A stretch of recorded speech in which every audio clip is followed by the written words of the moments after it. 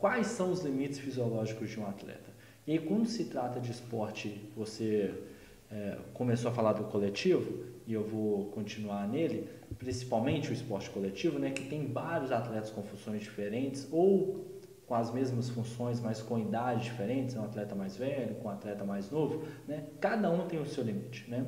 E aí eu quero que você explique uma situação que às vezes pode ser bem comum aí no seu dia a dia de quem está acompanhando a gente, que eu vou trazer um exemplo aqui que eu acho que vai facilitar a nossa fala. Então, uma equipe de futsal ou basquete ou esporte coletivo tem geralmente um volume ali de 6 km, de 6 quilômetros por semana, uma média por semana, né? Cada dia 6 km né? por dia, isso, exatamente. E aí no pré-jogo, né? Aí o dia que antecede o jogo ali, os dias que antecede o jogo, esse volume cai para metade, 3 quilômetros ali. Quando o treinador decide mudar esse padrão pré-jogo, né? Tá puto lá com a equipe ou alguma coisa nesse sentido, ele aumentou para 5. Então ele não bateu ali a média, que são 6 km, mas aumentou 2 km ali de volume, de velocidade, né? Então, dentro do tema do segundo dia ali, quando isso é vantajoso, Bruno? Porque assim, eu imagino que extrapolar isso ao pré-jogo deve ter consequências, né? Provavelmente tem consequências. A equipe ou alguns atletas podem não suportar ali a carga ali do jogo, enfim, intensidade, por aí vai. Quais são as consequências que isso pode acontecer? Bom, vamos lá. Pessoal, pensem o seguinte. O nosso corpo, ele está sempre em equilíbrio, tá? Equilíbrio metabólico. Ele vai deixar glicose disponível no nosso sangue para quanto de glicose a gente precisa rotineiramente disponível no sangue. Ele vai deixar de glicose disponível em formato de glicogênio no nosso músculo para quanto rotineiramente eu preciso de glicogênio disponível no nosso músculo. Ele vai deixar de proteína sintetizada no nosso músculo no formato de actina e miosina, de quanto rotineiramente eu preciso de actina e miosina para fazer ponte cruzada e produzir força.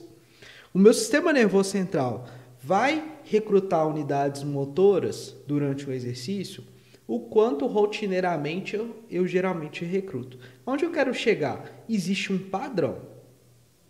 Quando a gente treina um indivíduo, nós geramos alteração desses padrões fisiológicos. E a adaptação física, a adaptação da performance, nada mais é do que um reflexo da alteração desses padrões fisiológicos. Para que ocorra uma alteração de padrão fisiológico, eu preciso gerar sinais repetidos e progressivos ao longo de um tempo, para que o meu corpo entenda que ele precisa alterar esse padrão fisiológico. Ou seja, princípio do treinamento esportivo: sobrecarga progressiva, variabilidade das cargas, individualidade biológica, interdependência volume e intensidade, retirando o corpo da homeostase, gerando um sinal repetidas vezes para o meu código genético entender que ele vai ter que sintetizar mais proteína, para as minhas enzimas entender que eles vão precisar guardar mais glicogênio porque eu estou gastando mais energia, eu estou produzindo mais força. Então essa mudança fisiológica ela só acontece quando os sinais são repetidos. Então, para o meu corpo mudar um padrão fisiológico, ele precisa de treinos repetidas vezes para ele entender que mudou. Crônico.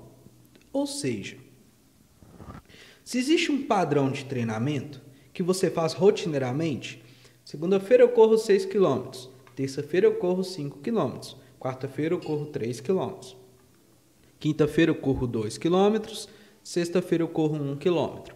Comecei de 6 e fui regredindo 1 km por dia até chegar na sexta-feira e correr somente 1 km. E eu faço isso semana 1, semana 2, semana 3, semana 4, semana 5, semana 6. Eu criei um padrão. O meu corpo entendeu como é que ele deve recuperar semana a semana, que na segunda-feira ele tem um volume maior, ele gasta mais glicogênio, e na sexta-feira ele tem um volume menor, ele gasta menos glicogênio. Então, ao longo da semana eu vou recuperando mais e acumulando mais glicogênio porque eu vou reduzindo o volume. eu vou gerando um padrão de síntese de proteína, um padrão de recuperação de glicogênio, um padrão de recuperação de inflamação. Se do nada eu mudo essa carga, o que vai acontecer? Eu vou gerar um estímulo que está fora desse padrão. Se está fora desse padrão, vai acontecer o quê? Simples. Vai aumentar a fadiga e vai reduzir as minhas reservas energéticas. Eu vou aumentar a necessidade de recuperação. Isso, se eu repetir essa mudança de padrão, eu vou colocar o organismo para um patamar superior, o atleta para um patamar superior de suportar carga? Provavelmente sim. A pergunta que eu te faço é, quando mudar esse padrão? Se você vai gerar um aumento de sobrecarga, aumentando fadiga e reduzindo a recuperação, isso não deve ser em um período competitivo, onde você tem uma necessidade de estar em alta performance para competir em alto nível. Isso deve ser feito em momentos onde o teu ciclo de planejamento, onde a tua periodização, se você faz uma periodização, está num período sem competição. É aí que você vai gerar estímulos para acumular carga, para gerar uma mudança de patamar fisiológico. Em época de competição, você não muda padrão, você mantém um estímulo crônico. É claro que em alguns momentos você planeja sobrecargas para ainda gerar alguns estímulos adaptativos para ao longo da temporada você melhorar a performance. Mas esses ganhos de performance não são tão expressivos em momentos competitivos, pensando no esporte coletivo que foi o teu exemplo, Marcelo. Não são tão expressivos assim a ponto de você ver mudanças percentuais grotescas, vamos dizer assim. Isso é fora do período competitivo. Ou seja, treinador, se você iniciou tua temporada, não tem jogos ainda, é um treinador de esporte coletivo, não tem jogos ainda. Esse é o momento que você tem que gerar curvas de elevado volume, curvas de elevada intensidade, depende da forma como você enxerga o planejamento, para daí gerar mudança de patamar fisiológico. Durante o período competitivo, cara, já foi. É segurar, é manter e gerar pequenos aumentos. Não adianta você querer mudar toda a forma de dirigir com carro em movimento. Vai dar problema, para não falar outra coisa, né? Vai dar problema. Porque o seu atleta vai entrar num jogo mal recuperado. Se o seu atleta corria 50, vamos supor, ele corre 6 km na segunda-feira. O jogo é sábado.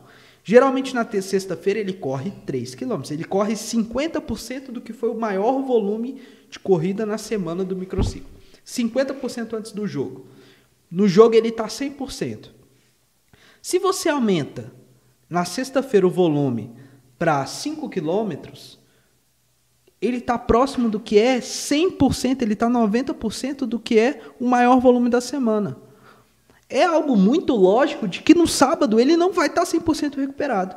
E aí não adianta tu cobrar um alto nível dele no sábado. E acreditar que esse patamar fisiológico vai mudar do dia para a noite, porque não vai. Ou então você paga o preço de ver o teu atleta com a performance aquém durante vários jogos seguidos, até esperar que cronicamente isso gere um acúmulo de resposta para a mudança de patamar. Mas aí você paga o preço de encarar um resultado competitivo ruim, de ver o seu atleta não ter perna para correr.